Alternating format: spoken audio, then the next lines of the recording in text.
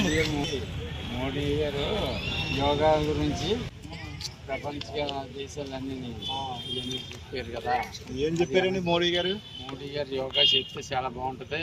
70 సంవత్సరాల నుంచి 40 సంవత్సరాల వయసులో అన్న యవనం వస్తుంది. యోగా చేయండి, బొడ్డు చుట్టూ ఉన్న పువ్వు చెప్పారండి. ఎప్పటి నుంచి చేస్తున్నారు మీరు? నేను అప్పుడే 45 సంవత్సరాల నుంచి చేస్తున్నాను. చేసిన తర్వాత మీకు ఎనర్జీ చాలా బాగుంది. చాలా బాగుందా? మీరు ప్రతిదీ కూడా 10 మందికి ఫార్వర్డ్ చేస్తే మీకులాంటి 70-80 వయసులో వాళ్ళు 40కి వచ్చేలాగా వాళ్ళు ప్రతి ఒక్కరు కూడా యోగా చేస్తారు. యోగా చేయడం వల్ల ఏముందంటే అన్ని ఒక రకాల ఆయన అనారోగ్యాలు పోయి ఆరోగ్యంగా మీరు చాలా గొప్పగా ఉంటారని ఎవరో మన ప్రధానమంత్రి మోడీ గారు చెప్పారు ఈవేళ. దాని గురించి ఏంటంటే చిన్న కూరలైనా పెద్దోళ్ళైనా యోగా చేయడం అన్నది చాలా అద్భుతమైన పని. కాకపోతే ఆ టైం బద్దకం చేయటం వల్ల ఆ బద్దకం అలా ఉండిపోతే నీరసాలు ఎక్కువ అవుతాయి. ప్రతి ఒక్కరు తెలుసుకోవాల్సింది ఏంటంటే ఒక తిండి కంట్రోల్లో కానీ ఒక యోగా చేయడం కానీ అన్నీ టైం మెయింటైన్ చేసినోడు 90 ఏళ్ళు 110 ఏళ్ళు 100 సంవత్సరాలు బతకడానికి చక్కటి అవకాశం ఉంది. కానీ దాన్ని వినియోగించుకోకపోవడం మన బ్యాడ్ లెక్క. మీరు ఎంత రాయింగ్ చేస్తున్నారా?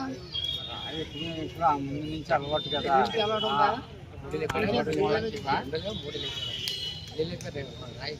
3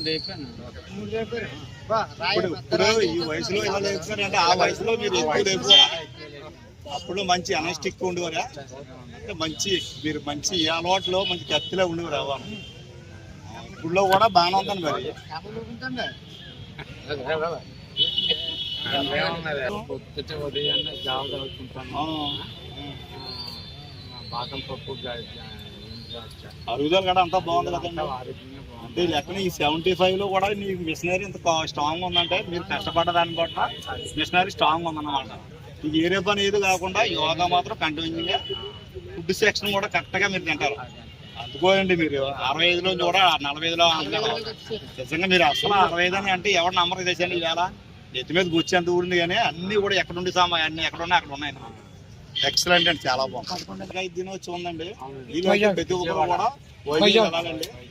వైజాగ్ వెళ్ళడం వల్ల ఏముందంటే మనకు తెలియని విషయాలు కూడా అన్ని రాష్ట్రాల వాళ్ళు అక్కడికి వస్తారో మనం తెలుసుకోవచ్చు.